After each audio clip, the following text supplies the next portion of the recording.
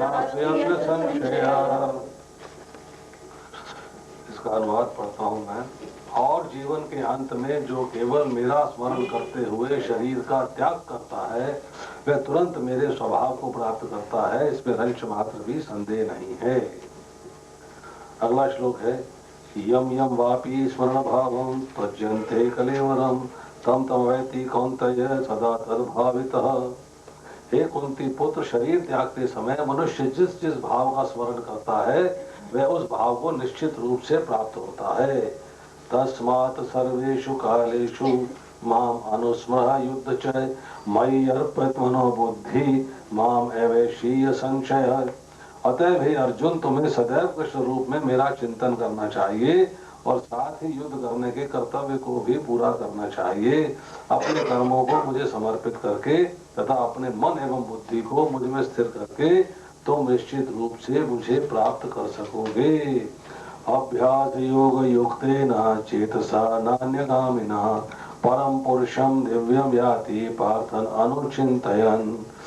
हे पार्थ, जो व्यक्ति अपने मन को मेरा स्मरण करने में निरंतर लगाए रखकर अविचलित भाव से भगवान के रूप में मेरा ध्यान करता है वह मुझको अवश्य ही प्राप्त होता है। हरे कृष्णा। हरे कृष्ण। मुक्त्वा कलेवरम या प्रयाति मत भावम याति न अस्ति अत्र। और जीवन के अंत में जो केवल मेरा स्मरण करते हुए शरीर का त्याग करता है वह तुरंत मेरे स्वभाव को प्राप्त होता है, इसमें रंच मात्र भी संदेह नहीं है। तात्पर्य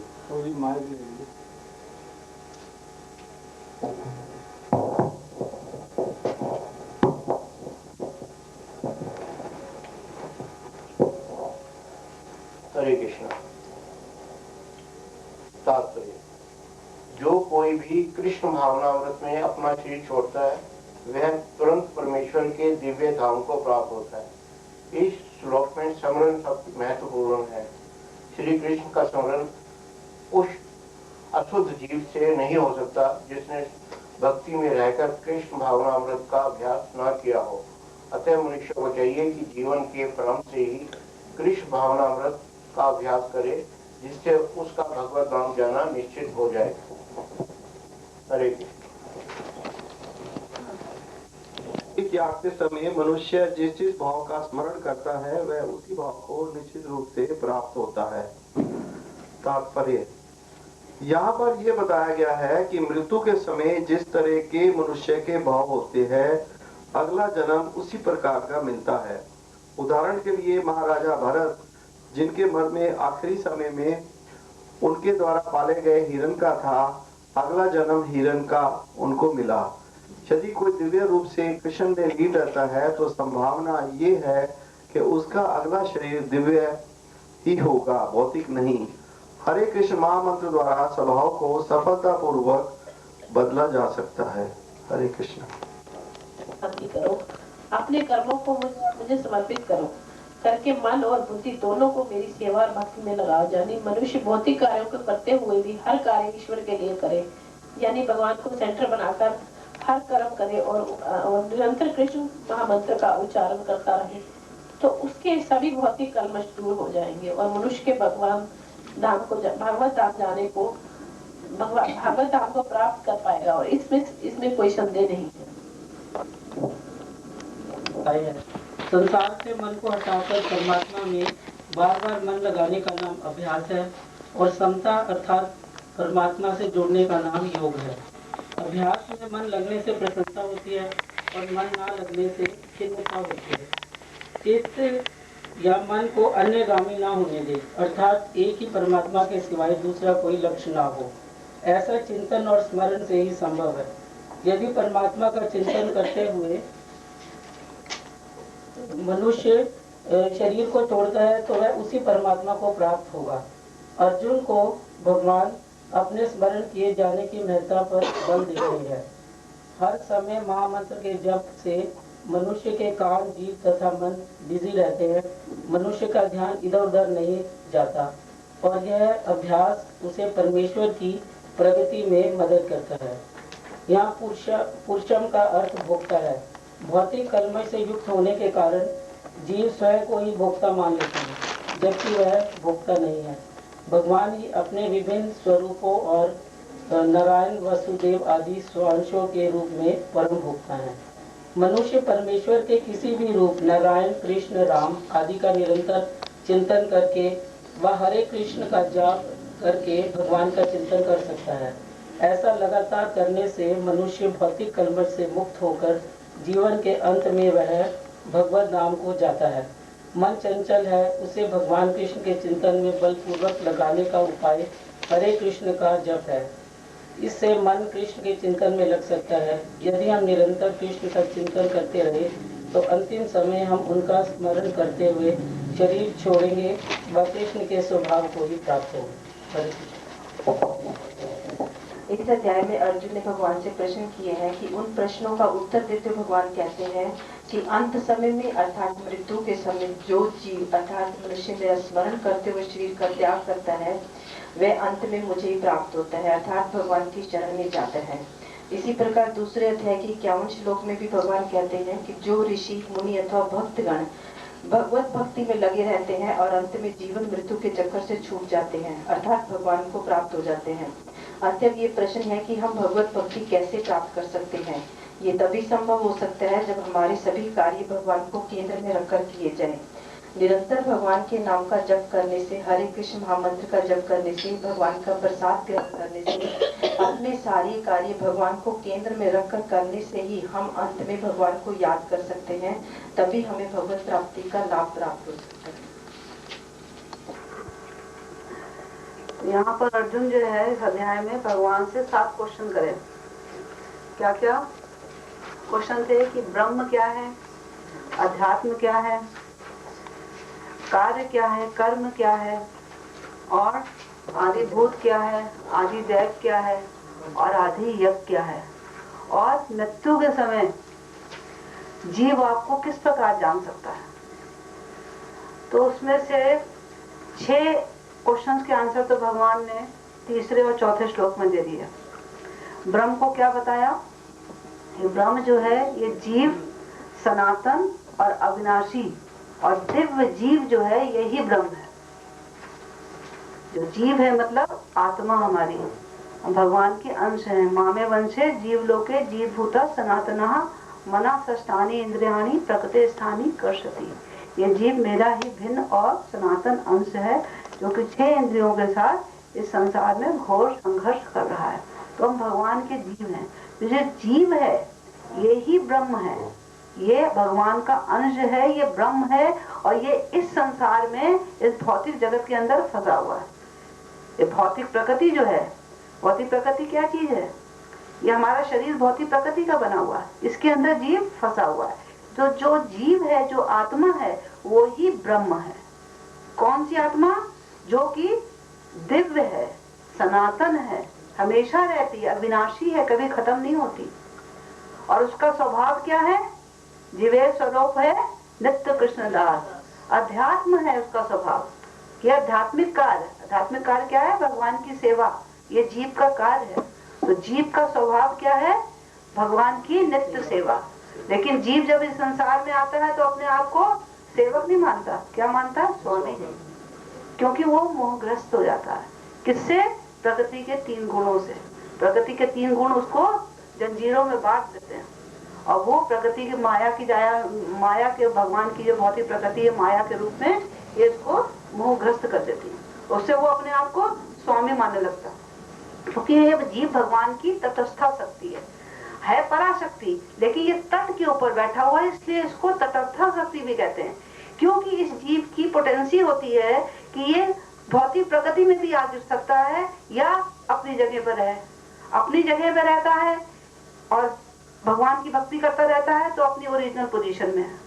और जब ये जीव बाई चांस भौतिक प्रकृति में आ गिरता है तो ये जो है मोहग्रस्त हो जाता है। इसलिए इसको तटस्था शक्ति में, जब मोहग्रस्त हो गया तो प्रकृति के गुणों से बंध गया तो फिर भगवान को नहीं पहचानता, फिर अपने आप को स्वामी मानता।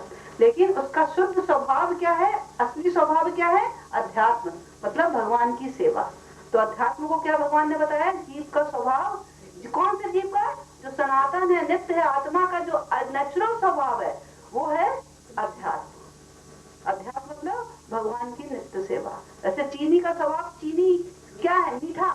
अगर वो मीठी नहीं है तो वो चीनी नहीं है, अगर नमक नमकीन नहीं है तो वो नमक नहीं है। इसी प्रकार अगर जीव सेवक नहीं है तो वो जीव नहीं है। जीव का स्वभाव है सेवा करना। अगर वो अपने आप को स्वामी मानता है तो वो गलत है, वो मोहग्रस्त है। तो मोहग्रस्त से जो नेचुरल स्वभाव है वो है अध्यात्म। फिर भगवान ने कर्म के बारे में बताया। जो सकाम कर्म है वो भौतिक संसार में जीव को बांधते हैं। जितने भी भौतिक शरीर के लिए हम कर्म करते हैं वो सकाम कर्म है। लेकिन हमारा असली कर्म क्या होना चाहिए? भगवान की सेवा। वो है दिव्य कर्म। उसको क्या कहते हैं? अकर्म। मतलब अपने लिए नहीं, भगवान की प्रसन्नता के लिए बिना किसी कामना के अनासक्त होकर जो कर्म कर जाते हैं वो दिव्य कर्म कहलाते हैं और अकर्म होते हैं। वो अकर्म है मतलब उस कर्म ने हमें बांधा नहीं, फलों से हम वंचित हैं। और सकाम कर्म हम करेंगे तो फलों से बंध जाएंगे। और अगर हम अकर्म करेंगे मतलब कर्म करते हुए भी अनासक्त होकर कर्म कर रहे हैं तो क्या है? फलेंगे, फलों बंधेंगे नहीं। भाई जो भी हम कार्य करेंगे उसका फल मिलेगा, ठीक है ना? और अच्छा हो चाहे बुरा हो, पुण्य हो चाहे पाप फल हो। और अगर हमने कार्य किया ही नहीं तो फल मिलेगा नहीं। कार्य तो करना ही पड़ेगा, कुछ ना कुछ तो कार्य करना ही पड़ेगा। एक क्षण के लिए भी हम बिना कार्य करे रह नहीं सकते। तो कार्य कैसे करने हैं जिसका हमें फल ना मिले? तो वो हो गए अकर्म, वो हो गए दिव्य कर्म, जिससे कि हम भगवत धाम जा सकते हैं। संसार से हम बंधेंगे नहीं। तो कर्म के बारे में बताया। फिर 3 चीजें अनुभूति पूछी भगवान से, आदिभूत, आदिदेव और आदि यज्ञ। आदिभूत क्या बताया? ये भौतिक प्रकृति आदिभूत, जिसका ये शरीर बना हुआ। पृथ्वी, जल, अग्नि, वायु, आकाश, मन, बुद्धि, अहंकार, ये आदिभूत है, भगवान ने बताया। आदिदेव क्या बताया? ये विराट जो भगवान का शरीर है, जगत के अंदर जो विराट रूप है भगवान का, जिसके अंदर समस्त देवी देवता रहते हैं, वो आदिदेव है। और आदि यज्ञ क्या बताया भगवान ने? आदि यज्ञ बताया कि परमात्मा के रूप में मैं प्रत्येक के हृदय में वास करता हूँ, वो आदि यज्ञ है। जो परमात्मा है वो आदि यज्ञ है। वो क्या है? उपद्रष्टा, अनुमंता। उपद्रष्टा है, साक्षी है हमारे सारे कर्मों के, और अनुमंता है, हमें सारे कर्मों के कार्य करने की अनुमति देते हैं। और हमारी चेतना का उद्भव वहीं से होता है, उद्भव वहीं से होता है, हमारी चेतना वहीं से आती भगवान से। तो 3 कार्य भगवान आदि यज्ञ के रूप में करते हैं। तो आदि यज्ञ के बारे में बताया भगवान ने, आदि भूत बताया, आदि देव बताया, ब्रह्म के बारे में बताया, कर्म के बारे में बताया और अध्यात्म के बारे में बताया। अब 7वां क्वेश्चन जो अर्जुन ने पूछा कि मृत्यु के समय हम आपको, कोई जीव आपको कैसे याद कर सकता है? क्योंकि मृत्यु तो इतनी कष्टदायी होती है कि उस समय मन इतना बेचैन होता है, बुद्धि उस समय विचलित होती है कि अपने कष्ट से छुटकारा पाने की कोशिश करती है। आपको कैसे उस समय जान सकते हैं? आपने कैसे कह दिया? ये मुझे बताइए आप। क्योंकि राजा कुलशेखर, जो कि साउथ इंडिया के एक राजा थे, भगवान के बहुत बड़े भक्त थे, पिछली बार भी इस बात पर डिस्कशन हुआ है। तो उन्होंने कहा कि जब मन जो है मृत्यु के समय, प्राण काले, जब मन जो है कफ, वाद और पित्त से मेरा गला, कंठ अवरुद्ध हो जाएगा, तो उस समय मैं आपको कैसे याद करूंगा? इस समय मैं बिल्कुल स्वस्थ हूँ और मैं चाहता हूँ कि इस समय जो मेरा मन है वो आपके चरण कमलों में उलझ के रह जाए, कहीं और ना जाए।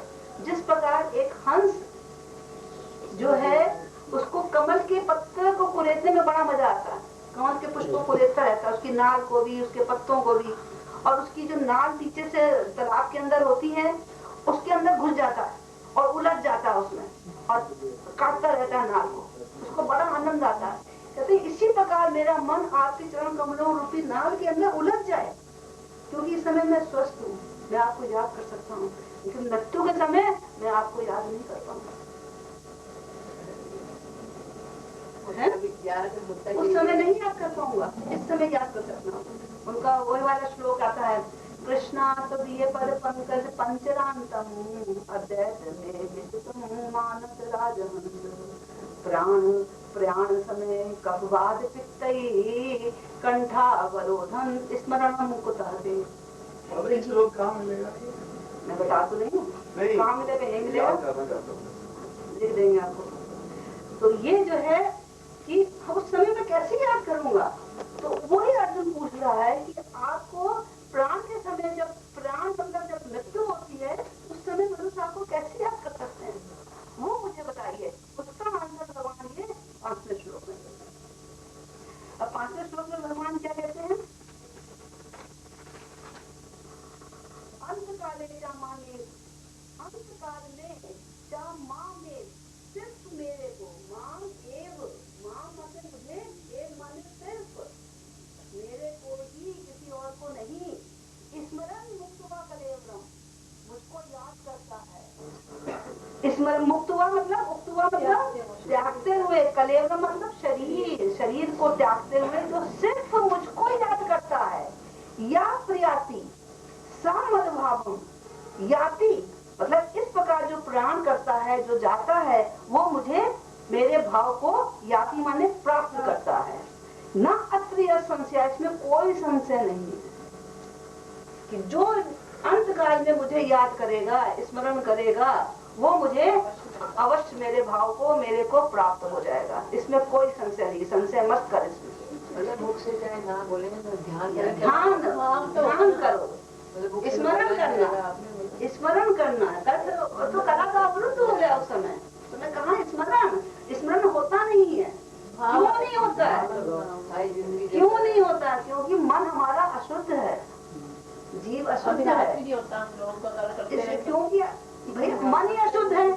मन को शुद्ध करने का तरीका क्या है? अभ्यास। किस चीज का? महामंत्र का। महामंत्र करेंगे, हरे कृष्णा कृष्णा कृष्णा हरे हरे, हरे राम राम राम हरे हरे। ये हमारे मन का मार्जन हो रहा है। क्या है? चेतो दर्पण मार्जनम, मन रूपी दर्पण का मार्जन हो रहा है। चेतो दर्पण मार्जनम, हरे कृष्णा कृष्णा कृष्णा हरे हरे, हरे राम राम राम हरे हरे। तो हमारा मन शुद्ध होता चला जाएगा। जब मन शुद्ध होगा तो कोई विकार नहीं आएगा उस समय, मरते समय भी, क्योंकि शुरू से हमने वही चीज याद करी हुई है, भगवान को याद करने का। और जब मन शुद्ध होगा तो अंत काल में भी मन हमारा शुद्ध हो सकता है और हम भगवान को उस समय भी याद कर सकते हैं। इसलिए हमको शुरू से ही याद करना पड़ेगा। लेकिन मन शुद्ध होना बहुत मुश्किल है और एक हिसाब से आसान भी है भी बहुत इजी। क्या है? भगवान का नाम लेना क्या मुश्किल है? हरे कृष्णा बोल दिया, क्या मुश्किल है? लेकिन मुश्किल भी बहुत है, क्योंकि माया बड़ी दुरतिया है भगवान की, झपट लेती है माया। झपटिया धरे, झपट के धर लेती है। उस समय हमें माया छोड़ती नहीं, इसलिए बहुत मुश्किल है माया से लड़ना। देवी हैषा गुणमयी मम माया दुरतिया है, ये छोड़ती नहीं, बहुत मुश्किल है लड़ना। लेकिन अगर जिसको छोड़ दिया, जिसने भगवान की शरण ले ली, उसके लिए बहुत इजी है, वेरी इजी। क्या प्रॉब्लम है? तो कृष्ण भक्ति बहुत इजी है, लेकिन करनी बहुत मुश्किल है। करनी बहुत इजी है, लेकिन वहां तक पहुंचना बहुत मुश्किल है।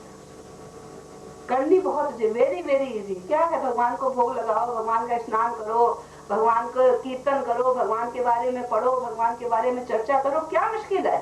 हम लोग कितना मुश्किल करते हैं, जॉब करते हैं सुबह से लेकर 8 बजे तक, किताबों में लड़े हुए हैं, रजिस्टर भर रहे हैं, क्लाइंट से मिल रहे हैं, और उसके बाद थक के आके चूर होकर सो गए घर में।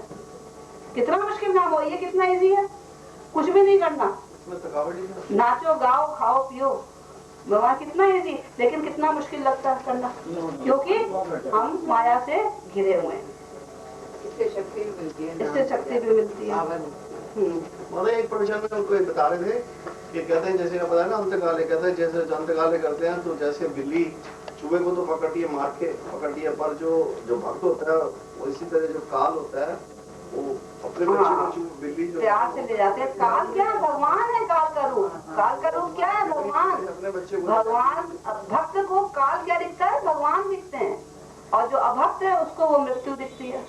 वो कहते हैं भगवान लेने आ गए। इसीलिए हम लोग तिरोभाव दिवस मनाते हैं, भक्तों का तिरोभाव दिवस मनाया जाता है। उस दिन खाया पिया जाता है, उस दिन कितनी ज्यादा फीस्ट होती है भक्तों का तिरोभाव दिवस, क्योंकि उसको भगवान लेने आए, भगवत धाम गया। और जिसको मृत्यु हुई है अभक्त की, उसकी मृत्यु होती है, उसको यमराज आता लेने। तिरुभाव में भी 12 बजे तक फास्ट, उसके बाद फीस्ट। आविर्भाव में भी और तिरुभाव में भी, पहले फास्ट फिर फीस्ट। तो जीव को चेतो दर्पण मार्जनम करना है हमेशा भगवान के।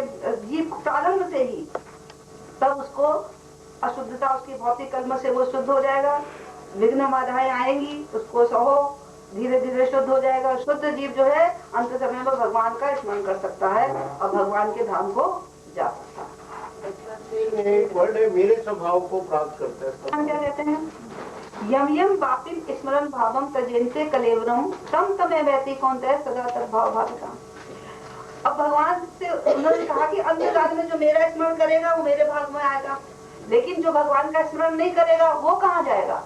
उसके बारे में भगवान यहाँ बता रहे हैं, जो मेरा स्मरण नहीं करेगा और जिसका स्मरण करेगा उसको मिल जाएगा, उसी में चला जाएगा, क्योंकि उसने सारी उम्र उसी का स्मरण किया है, इसलिए अंत समय में वही चीजें याद आएंगी। तो जीवन भर के जो हमारे विचार होते हैं संचित होकर मृत्यु के समय हमारा स्वभाव को बदल देते हैं। सारे जीवन भर के विचार, अगर हम संसार में सारे उम्र फंसे रहे तो अंत समय में हमें संसार ही याद आएगा, और भगवान की भक्ति करते रहे तो अंत समय में भगवान ही याद आएंगे। इसको हमेशा समझ लो अच्छी तरीके से। तो इसलिए अभी से, शुरू से, छोटेपन से हमें भगवान की भक्ति करनी है, भगवान का स्मरण करना है, भगवान का जप करना है, मंत्र जप करना है शुरू से ही, जिससे कि अंत समय में भी हमको वही याद आए, क्योंकि पूरे जीवन भर के विचार जो है हमारे संचित होकर हमारे स्वभाव को बदल देते हैं। तो मृत्यु के समय जो होता है हमारा क्या होता है? स्वभाव बदल जाता है। जैसे हमारा जो भी भाव, संसार का भाव है, जब मृत्यु होगी तो संसार के भाव में आ जाए। जिस चीज को सोचा उसमें, जैसे कि महाराज आ गए थे, कौन? भरत महाराज। भरत महाराज क्या थे? ब्रह्मभूत स्थिति में आ गए। ब्रह्मभूत स्थिति क्या होती है?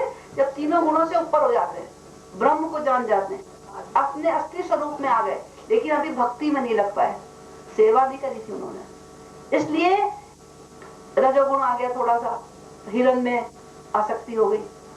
अंत समय में कितनी ऊंची अवस्था में, ब्रह्मभूत अवस्था में आने के बाद भी पतन हो गया, ये समझ लीजिए।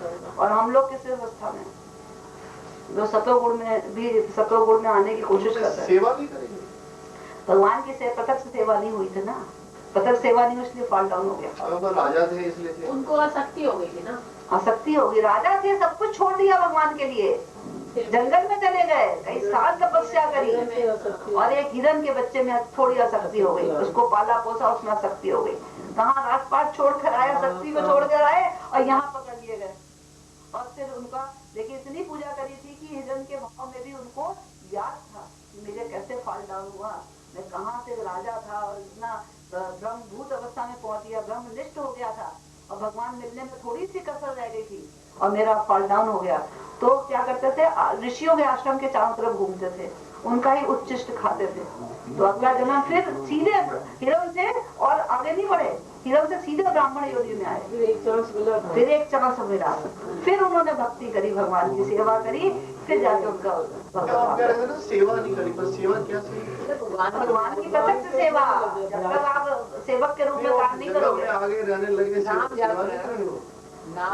स्मरण है, स्मरण करा, लेकिन स्मरण के आगे क्या है? पाद सेवनम, अर्चनम, वंदनम, दास्यम, सांकात्म, बहुत स्टेजेस है। नवदा भक्ति होनी है, बहुत स्टेजेस आके। स्मरण तो तीसरी स्टेज है, सारी नौ की नौ कर दिए, आगे बढ़िए। तब जब तक आप सेवा में नहीं लगोगे तब तक आप वैष्णव नहीं बने। वैष्णव बनने के लिए आपको सेवा में लगना, 9 करनी पड़ेगी, 9 के 9 लगिए, लेकिन सेवा करिए। सेवा, अगर आप सेवा करते हैं तो आपका स्मरण भी हो गया, श्रवण भी हो गया, कीर्तन भी हो गया, स्मरण हो गया, पाद सेवनम हो गया, और आपने सेवा करी, अर्चनन हो गया, वंदना भी कर रहे हैं, भगवान की प्रार्थना भी कर रहे हैं, वंदनम भी हो गया। अब भगवान की आप किस भाव में सेवा कर रहे हैं? दास भाव में कर रहे हैं तो दास्यम हो गया, सखा भाव में कर रहे हैं तो साख्य हो गया। अब पूरी तरीके से कर रहे हैं, अपने आप को पूरा निछावर कर दिया भगवान को, कुछ और नहीं सोच रहे, आत्मनिवेदन हो गया। ये तो आप, तो इसके आगे भगवान कहते हैं तस्मात् सर्वेषु कालेषु माम अनुस्मर युद्ध चा मयि अर्पित मनोबुद्धि माम एक ऐसे असंशया। इसलिए हर समय मेरा चिंतन कर, हर समय, और मतलब कि इससे विचलित मत हो, हर समय मेरा चिंतन कर, क्योंकि पता ही नहीं कब मृत्यु हो जाए। अभी हो जाए, कब हो जाए, उस समय ना कर पाए भगवान का चिंतन, चलो कल कर लेंगे, सुबह कर लेंगे, अब सुबह सुबह होगी और शाम को मृत्यु हो गई, तब हर समय चिंतन कर, लेकिन अपना कर्तव्य भी कर। लेकिन मेन काम क्या है? चिंतन मेरा हर समय, जैसे मन और बुद्धि से मुझे जान और मन से मेरा स्मरण कर। मन और बुद्धि दोनों मुझे दे, संसार को नहीं दे। संसार को कैसे कर्तव्य करने हैं? कर्तव्य समझकर कि मेरा कर्तव्य है, अपना जो भी वर्णाश्रम धर्म है। अर्जुन से बोला कि तू क्षत्रिय है इसलिए युद्ध कर, और जो ब्राह्मण है उसे वो उस वैसे कार्य करे, जो क्षत्रिय है, जो शूद्र है वैसे कार्य करे, जो वैश्य है वो वैसे कार्य करे, जो जो उसके नियत कर्म है। जैसे बिना मन किया अनासक्त हो गए, तो दो प्रकार के कार्य हो गए, एक हो गया भक्ति के कार्य और एक हो गया वर्णाश्रम धर्म के अनुसार। जो भक्ति का कार्य है, स्मरण का कार्य कहते हैं निरंतर हर समय कृष्ण का स्मरण होना चाहिए। और जो हमारे दैनिक कार्य है, जो हमारे वर्णाश्रम धर्म के अनुसार कार्य है, वो कैसे होने चाहिए? नियत समय में, हर समय नहीं होने चाहिए वो। हम लोग क्या करते हैं 22 घंटे नियत कार्य और 1 घंटा आधा घंटा भगवान का कार्य, 24 घंटे भगवान का कार्य और नियत समय में वर्णाश्रम धर्म का कार्य, जिस वर्ण में हो, जिस आश्रम में हो, नियत समय जितना आपको समय दिया गया है उसके लिए उस समय करो बस वो कार्य। दूसरा, आसक्ति किसमें करनी है? भगवान के कार्य में, स्मरण में। और उसको कैसे करना? अनासक्त होगा, उसमें आसक्ति नहीं करनी कि मेरा जॉब है, इसको मैं बड़े से मेरे पैसे इतने मिलने चाहिए उतने, उसमें आसक्ति मत करो। वो भगवान का कार्य कि भगवान की प्रसन्नता के लिए मैं वो कार्य कर रहा हूँ, वो भी भगवान ने अनुमंता है। भगवान के लिए आप समझ लो, जैसे हम नीचे नर्सिंग होम में जाए, मैं अभी मेरा नर्सिंग होम को बढ़िया चले, पेशेंट नहीं आ रहे हैं, पेशेंट बहुत आने चाहिए, और ये नहीं, हम एम्प्लॉय हैं, भगवान का है सब कुछ। जितने पेशेंट आएंगे फायदा है भगवान का, नुकसान भगवान का। इस हिसाब से जाओ अपने काम में। नर्सिंग होम बढ़ाने के लिए प्रयास तो करो, प्रयास भगवान के लिए करो, आसक्ति नहीं रखनी, भगवान के लिए करना है वो भी, कि भगवान का फायदा होना चाहिए, भगवान को चीजें मिलनी चाहिए, अच्छा खाना मिलना चाहिए, अच्छा चीजें हम अप्लाई कर सके, भगवान को सप्लाई कर सके। इसलिए नहीं कि मुझे फायदा हो रहा है, मेरी अपने भौतिक आसक्ति बढ़ रही है, मुझे बड़ा आराम आ रहा है, बढ़िया मकान बन गया तो आराम से एंजॉय कर रहे हैं लाइफ को, नहीं, किस लिए? भगवान के लिए। उनको फायदा नुकसान सब उनका, तो देखिए आपको कितना फायदा होगा। नुकसान होते हुए भी आपके अंदर धैर्य होगा, आपके अंदर शांति होगी, क्योंकि आप वहाँ पर एम्प्लॉय हो। आपका एम्प्लॉयर, आपके फैक्ट्री के अंदर आग लग जाती है, कोई एम्प्लॉय दुखी नहीं होता। दुखी कौन होता? मालिक। तो हमें मालिक नहीं बनना, हमें एम्प्लॉय बनना। किसके? भगवान के। हमारा नहीं है, सब भगवान का। इस हिसाब से आगे बढ़िए। जैसे बैंक का कैशियर होता है, नोट गिनता है, मेरे नहीं। हाँ, जैसे खजांची कैशियर, वो कितने नोट उसके सामने पड़े हैं, लेकिन उसके नहीं है। और चोरी हो गई तो राजा की चोरी हुई, राजा को दुख हो रहा है, और खजांची मजे से बैठा है, उसको कोई दुखी नहीं। खजांची को इसलिए दुख नहीं होता, वो है नहीं, आसक्ति नहीं है, यही कह रहे हैं। चीज नहीं आ सकती ना, क्यों नहीं आएगी? क्यों? यही तो बात आ गई ना, इतना समझाया, इतना बोला, फिर वही बात आ गई। मालिक नहीं हो, नौकर हो, सेवक हो। स्वरूप हमारा सेवा का है, मालिक नहीं बनना है, स्वामी नहीं है, मोहग्रस्त है। भगवान का है, सब चीजें भगवान का है, हमारा नहीं है। भगवान ने कृपा करके दिया है हमें, हम एम्प्लॉय हैं यहाँ पर। यहाँ पे नेम प्लेट बदलनी है बस, नेम प्लेट भगवान की लगी है, हरे कृष्णा लिखा है बाहर। तो कृष्ण स्मरण कैसे करना है? निरंतर आसक्त होकर और मन बुद्धि दोनों भगवान को अर्पित करके। और वर्णाश्रम धर्म कैसे करना? नियत समय में अनासक्त होकर, कर्तव्य समझकर, भगवान की प्रसन्नता के लिए। ये हमें नियत कर्म करना है। और कृष्ण स्मरण कैसे करना? निरंतर लगातार आसक्त होकर, और वो वाला अनासक्त होकर। और मन बुद्धि दोनों भगवान को दे रहे हैं, उसमें मन बुद्धि नहीं दी भगवान को, भगवान की प्रसन्नता के लिए कर रहे हैं, मन बुद्धि भगवान में लगा हुआ है। इस प्रकार अगर हम करेंगे तो हम परम धाम की निश्चित रूप से प्राप्ति होगी, इसमें कोई संदेह नहीं है। अब 8वें श्लोक में भगवान क्या बताते हैं? इसमें भगवान का स्मरण के ऊपर बताया कि स्मरण का क्या महत्व है। अभ्यास योग युक्तेन चेतसा नानगामना, अभ्यास से योग से युक्त होकर, अभ्यास से योग से युक्त, चेतसा माने अपना चित्त, मन और बुद्धि दोनों, ना अनुगामना, किसी और की नहीं, कहीं और ना जाओ, राक्षस मतलब कि देवताओं की मत करो, किसकी करो? सिर्फ भगवान की, अविचलित होकर। न अनकामिना परमं पुरुषम दिव्यम याति। परम पुरुष दिव्यम याति माने प्राप्त करेगा। किसको? परम पुरुष को, दिव्य परम पुरुष को प्राप्त करेगा। इस प्रकार अगर तू चिंतन करेगा तो हे पार्थ, जो अपने मन को मेरे स्मरण में निरंतर लगाए रखकर अविचलित भाव से भगवान के रूप में मेरा ध्यान करता है, वो मुझको अवश्य ही प्राप्त होता है। तो भगवान के स्मरण का महत्व क्या बताया है? निरंतर करना है, मन से करना है, क्योंकि मन बड़ा चंचल है। चंचलम ही मना कृष्णा प्रमाथि वल्वदृणम तस्या अहम निग्रह मन्ने वायुर्दिव इव दुष्करम। कि मन को वश में करना कैसा है? जैसे वायु को वश में करना, आंधी को वश में करना, बड़ा कटीला है। तो भगवान क्या कहते हैं? असंशयम महाभाव। हाँ, ठीक कह रहे हो, असंशय, इसमें कोई संशय नहीं है। असंशय महाभाव मनो दुर्निग्रहम चलम। मन बड़ा ही दुर्निग्रह है। अभ्यासेन तू कौनते वैज्ञारेण चाहते, अभ्यास और वैराग्य से इसको वश में किया जा सकता है। तो हमें अभ्यास करना है। कैसे? शुरू से। इसीलिए यहाँ बताया अभ्यास योग युक्त। अभ्यास से, योग से युक्त हो जा। चेतसा, अपनी मन और बुद्धि के द्वारा, ना लगावना, विचलित नहीं होना है। पहले अभ्यास करना, वैराग्य करना। अभ्यास से वैराग्य करो कि क्या है संसार में, क्या मिलेगा हमें? भौतिक सुख मिलेगा, उससे हम और बंध जाएंगे, 84 लाख में फंस जाएंगे। ये वैराग्य है। ये चीजें हमें बांधने वाली है, ये वैराग्य है। और आसक्ति भगवान में रखो, भगवान हमें ले जाएंगे अपने धाम। वैराग्य में छोड़ना चाहिए, वैराग भगवान अपने धाम ले जाएंगे। करने पड़ेंगे ना, जैसे बच्चों की शादियां वगैरह, वो सब करो अनासक्त होकर। बता दिया ना, नियत कर्म करो। कैसे? अनासक्त होकर, नियत समय पर। और स्मरण करो आसक्त होकर, निरंतर। निरंतर और आसक्त होकर, मन बुद्धि भगवान में, और उसमें मन बुद्धि नहीं, भगवान की प्रसन्नता के लिए जो हमें बताया गया कर्म वो कर दिए। जो हमारे नियत कर्म, क्षत्रिय के क्या कर्म है? अर्जुन को क्षत्रिय था, क्षत्रिय के क्या कर्म?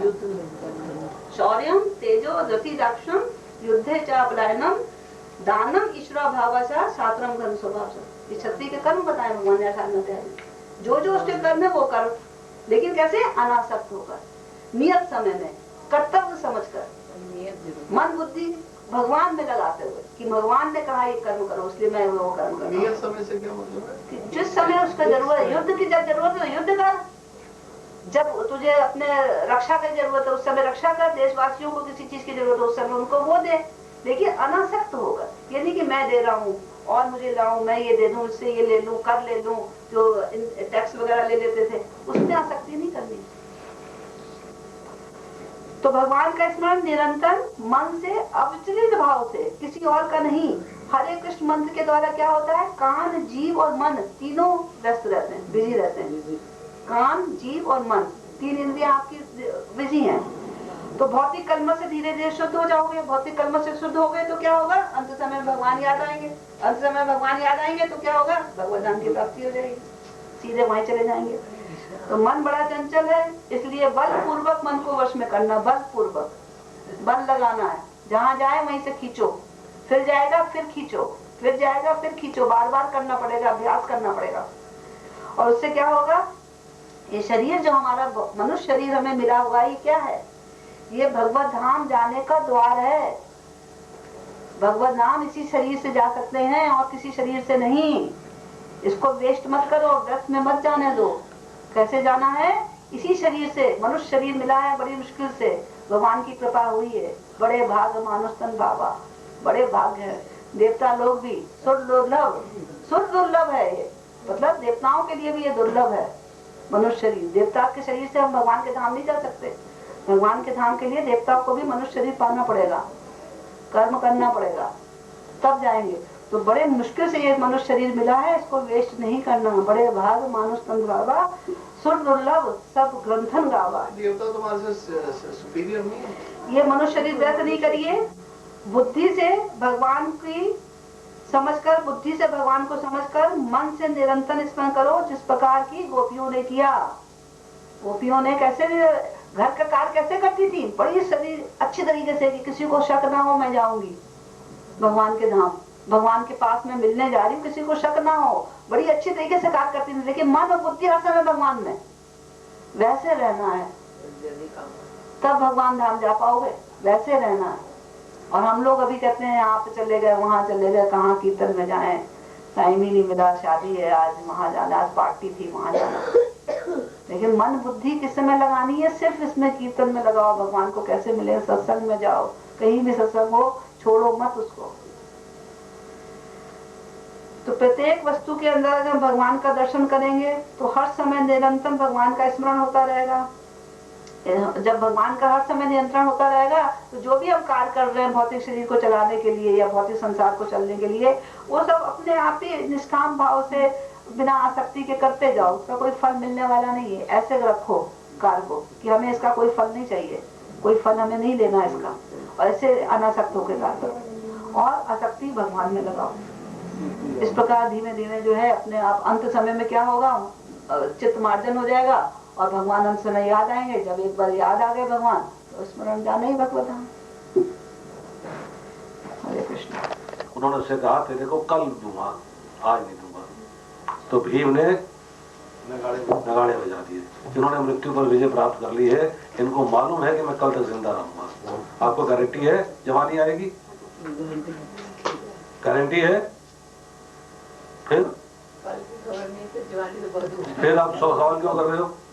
नहीं, उसके बावजूद भी जो सतयुग था उसमें उम्र होती थी 1 लाख साल, उसके बाद त्रेता में 10,000 साल, द्वापर में 1,000 साल और कलयुग में 100 साल। और 100 साल भी अब क्या रह गए, उसकी भी आधी रह गई अब ऑलमोस्ट। और कोई गारंटी नहीं कब बेटा जा रहा है कब बाप जा रहा है, कोई वो नहीं है। सामने सामने बेटे चले जाते हैं, शराब पी रहे हैं।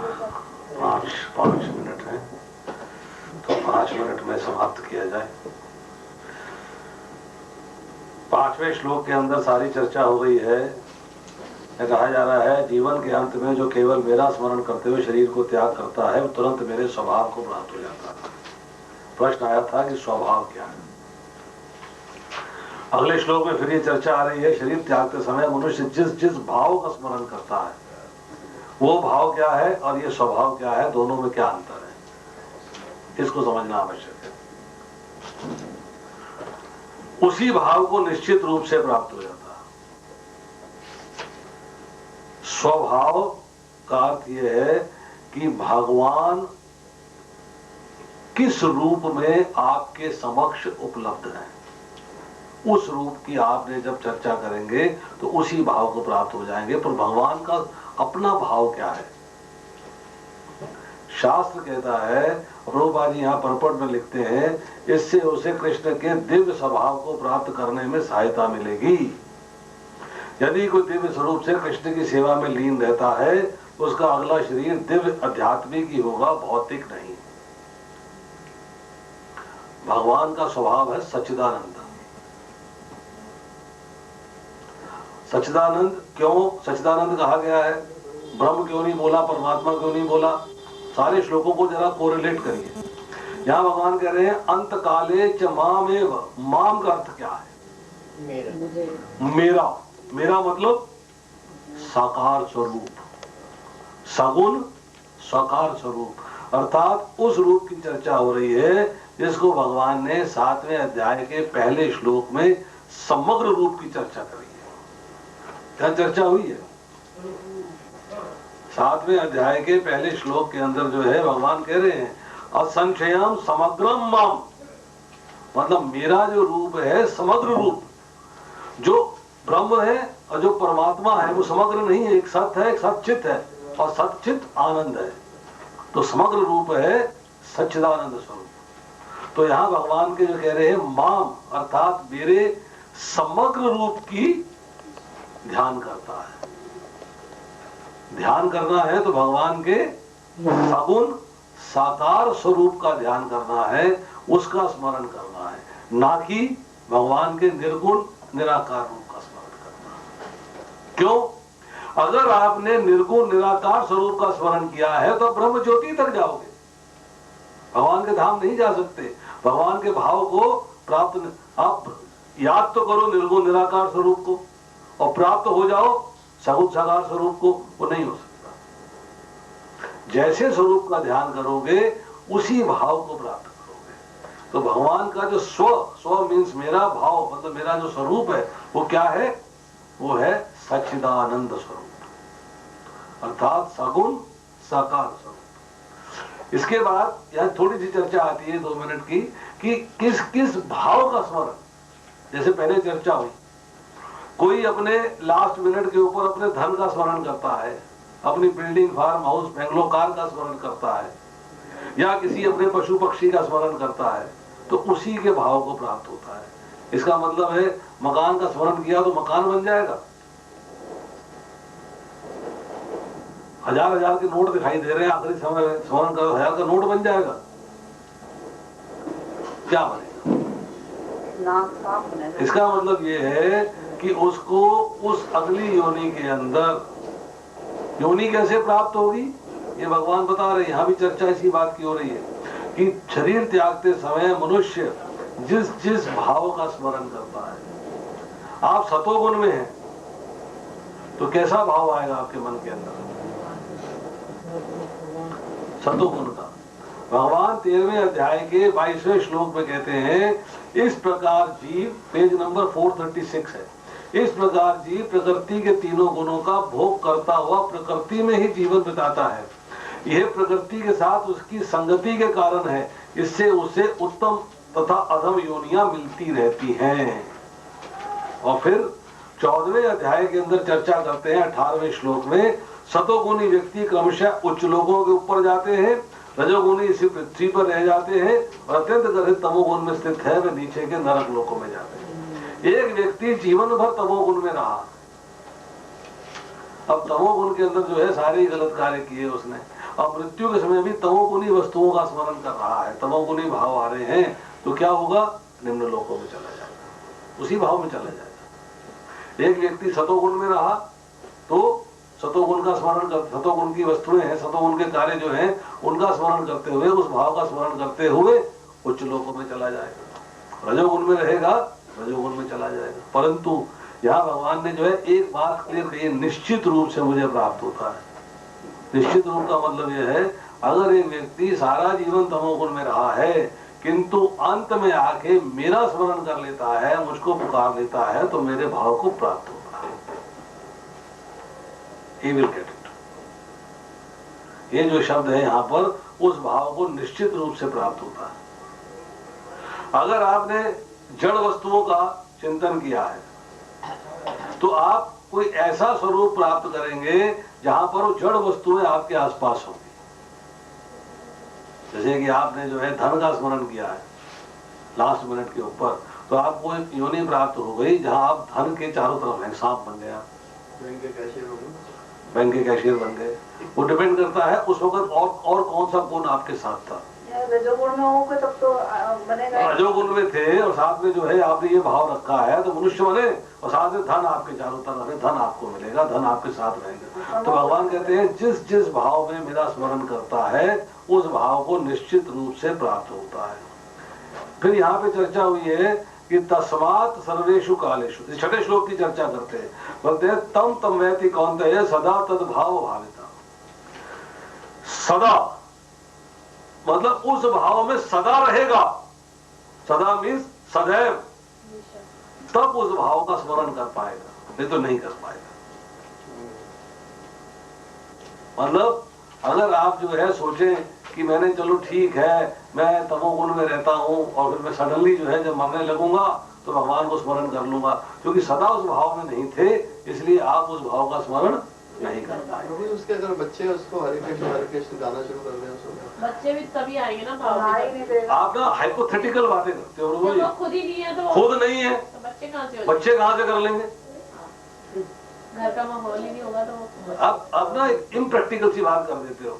खुद तो बदल कभी जबानी नाम, और बच्चे उसका पढ़ने लगा अच्छा अच्छा हमारे कृष्ण कीर्तन कर देते हैं। बच्चे उस वक्त किसी क्लब में बैठे होंगे, दारू पी रहे होंगे बैठ के, नहीं करेंगे वो। और फिर उस भाव का स्मरण उसे स्वयं करना है। बच्चे कह रहे हरे कृष्णा कीर्तन लगा दे, वो कीर्तन क्या करेगा? वो तब भी पैसे को याद कर रहा है, तब भी उसको कुछ और याद आ रही है, कीर्तन सुनाई नहीं देगा, फिर क्या करोगे आप? भाव ही नहीं होगा। अरे दुर्योधन को भगवान बोल रहे हैं, दुर्योधन ने सुना क्या भगवत गीता को? सामने खड़ा था, युद्ध भूमि में नहीं था, हाँ सुना उसने, बाकियों ने कहा सुना। जिसका जैसा भाव होगा वैसा ही वो ज्ञान प्राप्त कर लेगा, दूसरा नहीं कर सकता। इसलिए उस बात को भूल जाओ आप। फिर यहाँ कह रहे हैं तस्मात् सर्वेषु कालेषु। तस्मात् मतलब अतएव, अतएव क्या, जो पहले 2 श्लोक बोले हैं उसकी कंटिन्यूएशन है। हर काल में मतलब हर समय। माम, फिर शब्द आया माम, माम मतलब मेरे समग्र रूप का,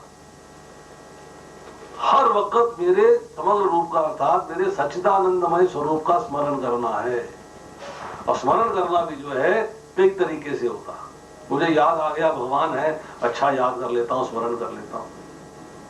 कथा में सुना था भगवान का स्मरण करना चाहिए, अच्छा स्मरण कर लेता हूँ। फिर स्मरण करने के तरीके हैं, अपना नियत कर्म कर रहा हूं और भगवान का स्मरण कर रहा हूं। नियत कर्म मुख्य है, स्मरण गौण है। स्मरण कर रहा हूं मुख्य है और अपने कार्य कर रहा हूं वो सेकेंडरी है, वो गौण है। दूसरी बात आ गई। और तीसरी बात है सब कुछ भगवान का है, मैं भगवान का हूं, भगवान मेरे हैं, हर वक्त स्मरण चल रहा, 24 घंटे स्मरण चल रहा है। तो वो स्मरण का लेवल आपको मेंटेन करना पड़ेगा, मतलब हर काल में हर समय। और स्मरण कैसे होगा? बुद्धि और मन। बुद्धि से कैसे करोगे? बुद्धि मेरे में अर्पित कर दो, उसका क्या मतलब? मन मेरे को अर्पित कर दो, मतलब मेरे दिव्य स्वरूप, मेरे नाम, मेरे गुण, मेरा रूप, मेरी लीला, मेरा धाम, मेरा तत्व, इन सबको अपनी बुद्धि से जानो, समझो। और समझने के बाद दूसरा काम क्या है? मन मना भव भक्तो, अपना मन मुझे दे दो, मतलब मन के द्वारा अपने आप को मेरे प्रति समर्पित कर दो, और कोई कार्य नहीं। और फिर लास्ट में बोला है, हे पार्थ, जो व्यक्ति अपने मन को मेरा स्मरण करने में निरंतर लगाए रखकर अविचलित भाव से भगवान के रूप में, यहाँ बोला है सदैव कृष्ण के रूप में चिंतन करना चाहिए। माम मतलब सगुण साकार रूप अर्थात सच्चिदानंद में रूप। यहाँ भी फिर बोला है क्या कि भगवान के रूप परम पुरुषम, परम पुरुष कौन है भाई? भगवान सगुण साकार रूप में मेरा चिंतन करना चाहिए अविचलित हुए। मतलब आपको मेरा स्मरण करते हुए किसी प्रकार से विचलित नहीं होना है। मतलब ये नहीं सोचना है अच्छा जी कोई बात नहीं, बचपन में क्या करना है, जवानी में कर लेंगे, विचलित हो गए, अभी तो टाइम नहीं है बाद में कर लेंगे, तो विचलित हो गए। नो, हर समय मेरा स्मरण मुख्य है और बाकी कार्य जो है वो सारे सेकेंडरी है। और साथ में बोला अभ्यास, अभ्यास और वैराग्य की बात आई। वैराग्य क्या है? इन्होंने बोला शादियां तो करनी पड़ेंगी ना, बच्चों के विवाह तो करने पड़ेंगे ना, पोते पोतियां तो पालने पड़ेंगे ना। नो, दिस इज नॉट वैराग्य। इनको छोड़ देना वैराग्य नहीं है। वैराग्य का अर्थ यह है जो कार्य, जो वस्तुएं कृष्ण भक्ति के प्रतिकूल हैं उनका त्याग कर देना। आप 4 नियमों का पालन करते हो, उसके अंदर जिन वस्तुओं को छोड़ते हो वह वैराग्य लिया है आपने। उनके प्रति चाय छोड़ दिया आपने, कॉफी छोड़ दी, अब वैरागी है, आपने वैराग्य ग्रहण किया है। अर्थात जो वस्तुएं कृष्ण भक्ति के अनुकूल नहीं है उनको आपने त्याग दिया, जो कृष्ण भक्ति के अनुकूल हैं उनको आपने स्वीकार कर लिया है, तो वो आपका अभ्यास है। कृष्ण भक्ति के अनुकूल क्या है? प्रसाद ग्रहण करना, वो अभ्यास है कि प्रसाद ही ग्रहण करूंगा। कृष्ण भक्ति के अनुकूल क्या है? जप करना, वो अभ्यास है। कृष्ण भक्ति के अनुकूल क्या है? प्रचार करना, वो अभ्यास है। That is the practice. मतलब कृष्ण के प्रति, जो भक्ति के प्रति जो चीजें आपको फेवर करती हैं, फेवरेबल हैं, उनको एक्सेप्ट करना, उनके ऊपर चलना, उनको अपने अनुकूल बनाकर उनके ऊपर चलना, वो आपका अभ्यास है। और जो वस्तुएं कृष्ण भक्ति के प्रतिकूल हैं उनको छोड़ देना वैराग्य है। ये बच्चों की शादियां करनी, बच्चे पोते पोतियां पालने, ये ड्यूटी है, ये करने ही करने हैं, ये नियत कर्म है। आप गृहस्थ आश्रम में हो तो ये आपका नियत कर्म है, आपको करना ही करना है, इससे छुटकारा नहीं है। परंतु केंद्र में कृष्ण को रखना, तो उनकी सेवा में भी त्रुटि नहीं रहनी चाहिए। जैसे बोला 5 साल की आयु में शुरू कर देंगे, उन्होंने बोला बच्चे हरे कृष्ण कीर्तन ले आएंगे। अरे बच्चों को संस्कार दिए तो कहां से हो जाएगा? तो उनको संस्कार देना ये आपके नियत कर्मों में शामिल है, ये आपके नियत कर्मों में शामिल है। तो इसलिए जो है, यहाँ दूसरी बात क्या गई है, भगवान के रूप में मेरा ध्यान करता। एक शब्द इसमें इंपॉर्टेंट है, भगवान। पिछले शब्द में आया कृष्ण, क्यों आया? भगवान के रूप में क्यों? मैं परमात्मा के रूप में करता हूं तो परमात्मा को प्राप्त होगा, मतलब वैकुंठ लोक तक जाऊंगा। अगर मैं जो है निर्गुण निराकार के रूप में, ब्रह्म ज्योति के रूप में, भगवान को रोशनी के पुंज के रूप में स्वीकार करूंगा तो ब्रह्म ज्योति तक जाऊंगा। परंतु फिर परमात्मा में भगवान में क्या भेद हो गया? दोनों में क्या अंतर हो गया? दोनों के स्मरण करने में जो है मुझे जो भाव प्राप्त होना है उसमें क्या अंतर हो गया? जैसे अभी चर्चा हुई कि 13वें अध्याय के अंदर जो श्लोक है 23वां, क्या श्लोक है वो? 13वें अध्याय का 23वां श्लोक। उपद्रष्टा अनुमंता च भर्ता भोक्ता महेश्वरा परमात्मेति चाप्युक्ता देहिनस्मिन् पुरुषः परा। इस शरीर में अन्य दिव्य भोक्ता है जो ईश्वर है, परम स्वामी है, साक्षी तथा अनुमति देने वाले के रूप में विद्यमान है, जो परमात्मा कहलाता है। एक उदाहरण दिया जाता है, एक व्यक्ति का बालक जो है कोई क्राइम कर बैठता, वो व्यक्ति जो है जज भी है, पिता के रूप में क्षमा कर सकता है, जज के रूप में क्षमा नहीं कर सकता। तो जब भगवान जो है परमात्मा के रूप में साक्षी हैं तो आपको क्षमा नहीं कर सकते, वो आपको भुगतना पड़ेगा। परंतु भगवान के रूप में आराधना करेंगे तो आपको कुछ करों से छुटकारा मिल सकता है। इसलिए कहते हैं भक्ति क्लेश करनी है। तो भक्ति किसके प्रति होनी चाहिए? भगवान के प्रति, अर्थात सच्चिदानंद में समग्र जिनका रूप है उनके प्रति आपकी भक्ति होनी चाहिए, अर्थात कृष्ण के प्रति भक्ति होनी चाहिए, किसी दूसरे के प्रति नहीं। हालांकि अचिंत्य भेदा भेद कुछ भी नहीं है, कोई डिफरेंस नहीं है। परमात्मा में, भगवान में कोई अंतर नहीं है, परंतु फिर भी अंतर है कि जो उसके फल है उनमें कहीं ना कहीं थोड़ा सा लूप होल है, थोड़ी सी कमी बेशी ज्यादा कमी है कहीं ना कहीं, कि भगवान साक्षी हैं परमात्मा के रूप में और आपके दुखों को हर लेने वाले हैं कृष्ण के रूप में। इसलिए कहा जा रहा है भगवान के रूप में मतलब कृष्ण के रूप में, अर्थात भगवान मतलब समग्र, समग्र मतलब माम मतलब समग्र मतलब सच्चिदानंदमय स्वरूप का चिंतन करना है। भगवान के सगुण साकार कृष्ण रूप का चिंतन करना है, भगवान के निर्गुण निराकार रूप का चिंतन नहीं करना। भगवान यहाँ पे निर्गुण स्वरूप है, भगवान यहाँ पे निर्गुण स्वरूप में ध्यान दें। कहाँ पे? अब याद है भगवान और कृष्ण में क्या डिफरेंस है? मैंने नहीं कहा भगवान कृष्ण में क्या फर्क है, ये आप ही बता रहे हैं। मैंने परमात्मा और भगवान का फर्क बताया, मैंने भगवान और कृष्ण के रूप का अंतर नहीं बताया। परमात्मा और भगवान मैंने बताया है कि अभी सुना नहीं आपने ध्यान से, परमात्मा स्वरूप के अंदर भगवान जो है वो आपके साक्षी हैं। जो आप गलत कार्य करोगे वो उसके साक्षी हैं, उसकी आपको जज के रूप में जो है जो पनिशमेंट मिलनी है मिलेगी। परंतु जब भगवान के रूप में भगवान की भक्ति करोगे, कृष्ण के रूप में भक्ति करोगे तो पिता है, वहां पर आपको जो है भक्ति क्लेश करनी होती है, आपके कर्मों से, कर्मों के बंधन से छुटकारा हो सकता है। पिता जो है पुत्र के प्रति दयावान होता है, वही पिता जज की कुर्सी में बैठ जाएगा तो दयावान नहीं होगा, वो पनिशमेंट देगा। जो परमात्मा का रूप है तो जज का रूप, वो जज का रूप है, जो पिता का रूप है कृष्ण का रूप है। इसीलिए बार बार चिंता हो रही है कि मेरे भाव को, अर्थात मेरा भाव मीन्स मेरे सगुण साकार रूप जो कृष्ण रूप है उसकी चिंतन करोगे तो मेरे भाव को प्राप्त हो जाओगे। हरे कृष्णा। श्रील प्रभुपाद की। अगली बार है जी 9 से 13 श्लोक।